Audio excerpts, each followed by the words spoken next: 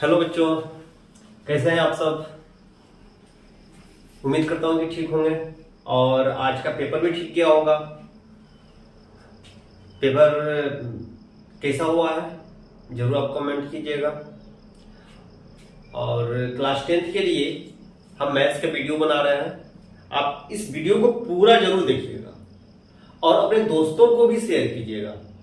Class 10 के लिए बहुत ही इंपॉर्टेंट है ये। शुरू करते हैं। पहला क्वेश्चन, दी गई संख्याओं में अभाज्य संख्या होगी। तो यहां पर देखिए, 0 क्या है? पूर्ण संख्या। 1 प्राकृतिक संख्या। 2 क्या होता है? अभाज्य संख्या, क्योंकि 8 भाज्य संख्या है, इसलिए 2 क्या है? अभाज्य संख्या। Option number C. और हाँ, एक बात और है, आपको OMR पर अच्छे से गोला करना है। जैसे मैं एक एग्जांपल दे दूं,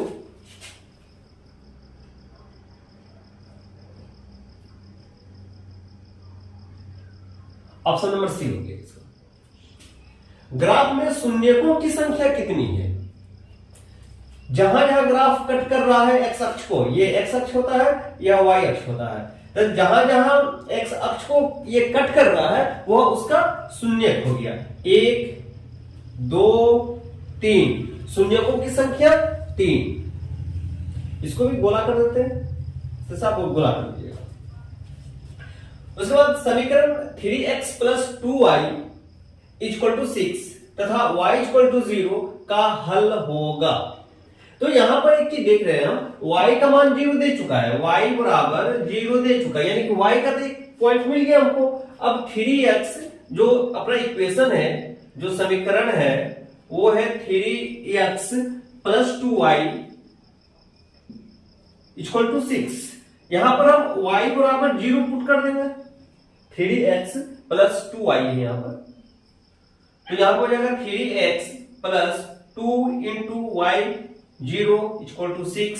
यहां पर हो जाएगा 3x + 0 = 6, यानी कि यहां पे x बराबर हो जाएगा 6/3 2, यानी कि x का 2 हो गया, y का 0 दिया हुआ है, तो बिंदु क्या हो जाएगा? हल इसका क्या हो जाएगा? 2 0, यानी कि x y 2 0 2 0। Option number 1।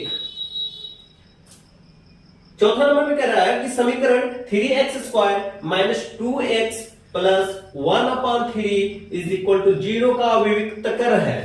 0 का विविक्तकर है, यानी कि d निकालना है। यहां पर d बराबर फॉर्मूला क्या होता है? b² - 4ac। b², इसमें b कौन है?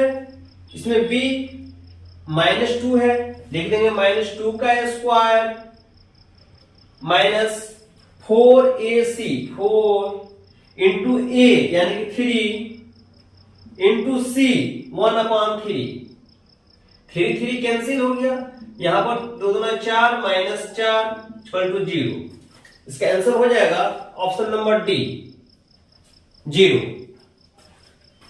क्वेश्चन नंबर 5 देखते हैं।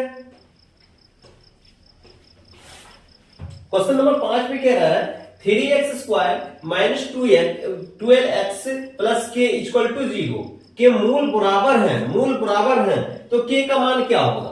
तो यहां पर मूल बराबर है, यानी कि d जो है वो 0 हो जाएगा। तो यहां पर d बराबर b² - 12 का स्क्वायर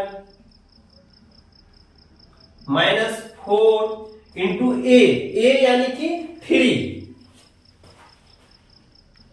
× c यानी कि k। तो अब ये क्योंकि यहां पर कह रहा है कि मूल बराबर है, यानी कि d का मान 0 हो जाएगा।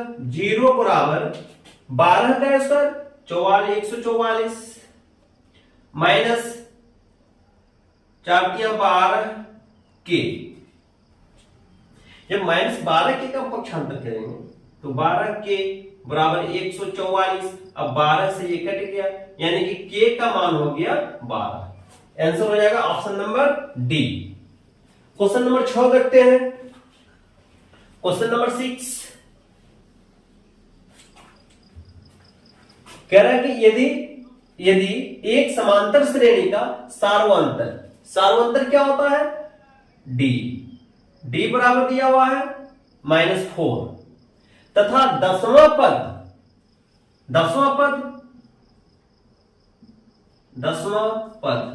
इस दसवां पद बराबर दे रखा है -8। इस दसवां पद को हम लिख सकते हैं a plus 9d equal to -8 दिया हुआ है।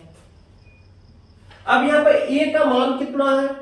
a का मान निकालना है हमको, तो a प्लस 9 इंटू डी का मान -4 दे रखा है, -4 बराबर -8 या a यहां प्लस माइनस माइनस 9 चौके 36 बराबर -8 या a बराबर हो जाएगा -8, 36 को इधर कर देंगे +36 यानी कि a बराबर हो जाएगा 28।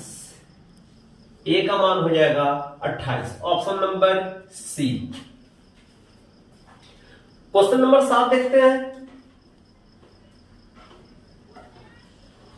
क्वेश्चन नंबर 7 क्या है? संख्याएं 20, x, 30 समांतर श्रेणी में हो तो x का मान होगा। तो यह संख्याएं समांतर श्रेणी में ऑलरेडी क्वेश्चन कह रहा है कि ये समांतर श्रेणी में है, तो इसको हम लिख सकते हैं x - 20 is equal to 30 - x। x - 20 equal to 30 - x। क्यों? क्योंकि इन दोनों के बीच का कॉमन डिफरेंस समान होता है, इसलिए जो इसके बीच का डिफरेंस रहेगा वही इसके बीच का डिफरेंस रहेगा। डिफरेंस समान होता है, इसलिए यहां पर x - 20 इक्वल टू 30 - x। अब इसको हम इस x को इधर कर ले हम +x is equal to 30 minus में 20 है, इधर जाएगा प्लस में 20 या 2x बराबर 50 या x बराबर हो जाएगा 25। Option number D. 8वां नंबर देखते हैं क्वेश्चन। 8वां नंबर में क्या रहा है? क्वेश्चन नंबर 8 को देख रहे हैं। बिंदु -6, 8 की मूल बिंदु से दूरी क्या है? मूल बिंदु क्या होता है? मूल बिंदु 0, 0। तो मूल बिंदु से दूरी क्या है? यानी मूल बिंदु 0, 0 से दूरी, किसकी दूरी? -6, 8 की दूरी। अब यहां पर एक चीज ध्यान दो, ये होता है मेरा x1, ये होता है y1, ये होता है x2, ये होता है y2। तो मूल बिंदु से दूरी ये हो जाएगा 0 -6 का स्क्वायर प्लस 0 -8 का स्क्वायर, यानी कि ये हो जाएगा -6 का स्क्वायर 36 और माइनस का स्क्वायर प्लस फिर माइनस का स्क्वायर प्लस 8 का स्क्वायर 64। ये अंडर रूट में होता है, ये हो गया 100 और 100 को हम लिख सकते हैं 10, यानी कि मूल बिंदु से दूरी क्या हो जाएगी? 10। 9वां नंबर हम देखते हैं क्वेश्चन। 9वां नंबर में है बिंदुओं -1, 3 तथा 5, 2 के बीच की दूरी है। तो इसका दो बिंदुओं के बीच की दूरी x1 - x2 का स्क्वायर प्लस y1 - y2 का स्क्वायर का अंडर रूट। अब यहां पर x1 कौन है? -1 माइनस x2 5 का square plus y1 3 minus y2 2 का स्क्वायर का अंडर। अब ये हो जाएगा -6 का स्क्वायर प्लस 1 का स्क्वायर का अंडर रूट, यानी कि ये हो जाएगा 36 प्लस 1, यानी कि ये हो जाएगा under root 37, under root 37, B option. 10वां नंबर, क्वेश्चन नंबर 10 नंबर में है 2 cos 3 थीटा इक्वल टू 1। इसको हम लिख सकते हैं cos 3 थीटा इक्वल टू 1/2, ये इधर चला गया, या cos 3 theta equal to cos 1/2 कितने का मान होता है? 60 अंश का मान होता है, cos 60। यानी कि अब इसको हम कर सकते हैं 3 थीटा इक्वल टू 60, कट जाएगा 20 या 60, यानी थीटा बराबर हो गया 20 डिग्री, थीटा बराबर हो गया 20 डिग्री। ये 10 एमसीक्यूज हो गए, और आपको और भी ज्यादा एमसीक्यूज दिए जाएंगे कल से। आप आज इस वीडियो को पूरा देखिए और इस तरह के और सवाल कीजिए अपने यहां।